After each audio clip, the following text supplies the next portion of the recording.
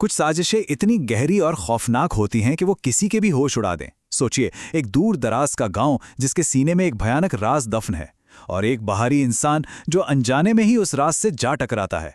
चलिए, आज इसी मामले की तह तक चलते हैं। सब कुछ एक बहुत ही सीधे से सवाल से शुरू होता है।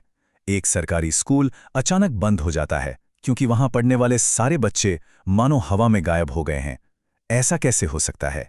आखिर ये गांव ऐसा कौन सा भयानक राज छिपा रहा था? और इन्हीं सवालों का जवाब ढूंढने के लिए एंट्री होती है राकेश की।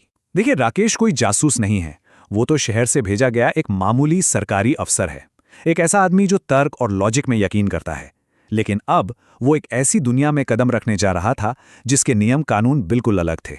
तो राकेश का मिशन एकदम साफ था। डिस्ट्रिक्ट एजुकेशन डिपार्टमेंट ने उसे भेजा था ये पता लगाने के लिए कि एक गांव का स्कूल अचानक बंद क्यों हो गया। उसे बस ये पता करना था कि आखिर सारे स्टूडेंट्स गए कहां। और हां, वो उस गांव में बिल्कुल अलग थलग नजर आता था। चमचमाते सनग्लासेस, एक महंगा सूटकेस, हर लिहाज से एक शहरी बाबू, एक बाहरी आदमी। अब इस स्लाइड पर नजर डालिए। ये सिर्फ एक नंबर नहीं है, ये एक चेतावनी का पहला इशारा था। स्कूल के रिकॉर्ड खंगालते हुए राकेश को एक बहुत ही अजीब और तेजी से हुई गिरावट दिखती है। छात्रों की संख्या पहले 75 थी, फिर 19 हुई और फिर 0। मामला सिर्फ बच्चों के पढ़ाई से मनु चटने का नहीं था, नहीं, यहां कुछ बहुत ही गड़बड़ चल रही थी। राकेश सबसे पहले एक गांव के सरपंच से मिलता है, लेकिन सरपंच का जवाब कुछ ज्यादा ही सीधा साधा, मानो रटा रटाया सा लगता है। अरे क्यों तकलीफ की साहब, यहां के लोग पढ़ाना लिखाना नहीं चाहते। सरपंच के शब्द ऐसे थे जैसे वो इस मामले को शुरू होने से पहले ही रफा दफा कर देना चाहता हो। लेकिन राकेश को उसकी बातों पर यकीन नहीं हुआ। और उसे यकीन इसलिए नहीं हुआ क्योंकि जब राकेश गांव की गलियों में घूमता है तो उसे एक बहुत ही बेचैन कर देने वाली चीज नजर आती है। खामोशी। अगर बच्चे स्कूल नहीं जा रहे तो वो हैं कहां? गलियों में सन्नाटा पसरा था। एक भी बच्चा खेलता कूदता नहीं दिख रहा था। सरपंच की कहानी और गांव की हकीकत में कोई मेल नहीं था।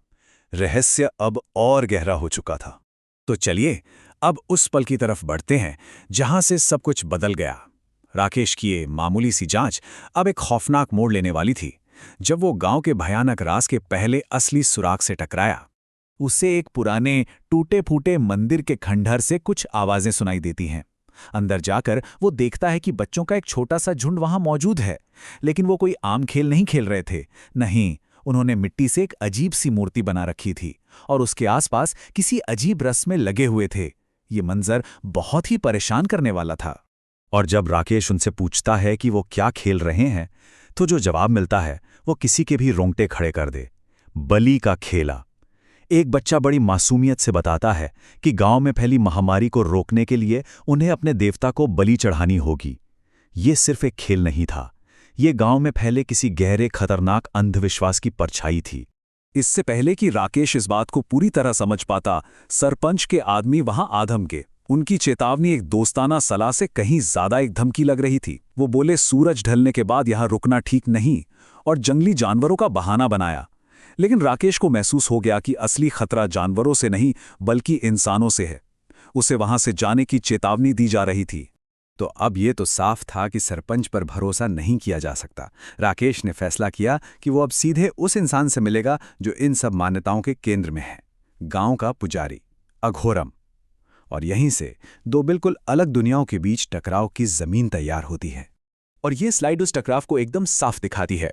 एक तरफ है राकेश, आधुनिक सोच, तर्क पर चलने वाला, जिसकी ताकत यूपीएससी जैसे मुश्किल इम्तिहान पास करने से आई है। और दूसरी तरफ है अघोरम, पुजारी, प्राचीन मान्यताओं वाला, जिसकी शक्ति रस्मों रिवाजों और किसी रहस्यमयी सिद्धि से आती है।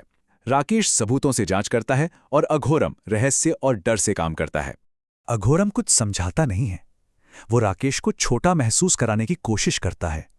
वो राकेश से कहता है कि उसका यह शहरी दिमाग असली ताकत को नहीं समझ सकता, और कुछ राज ऐसे होते हैं जिन्हें छेड़ा ना जाए तो ही बेहतर है।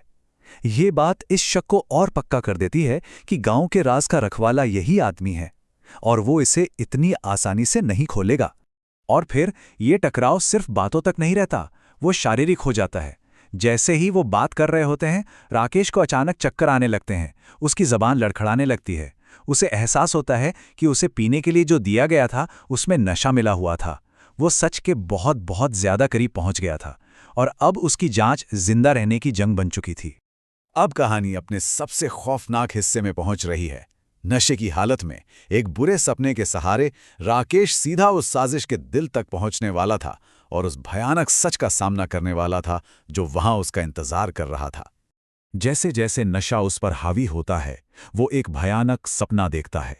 एक अजीब सी मूर्ति, शरीर इंसान का लेकिन सिर बैल का, और उसके पेट के अंदर एक धधकती हुई भट्टी। उसकी नींद तेजी से धड़कते दिल के साथ टूटती है और वो देखता है कि दूर उन्हीं खंडहरों में जहां उसने बच्चों को देखा था, सचमुच एक आग जल रही है। बुरा सपना हकीकत बन रहा था।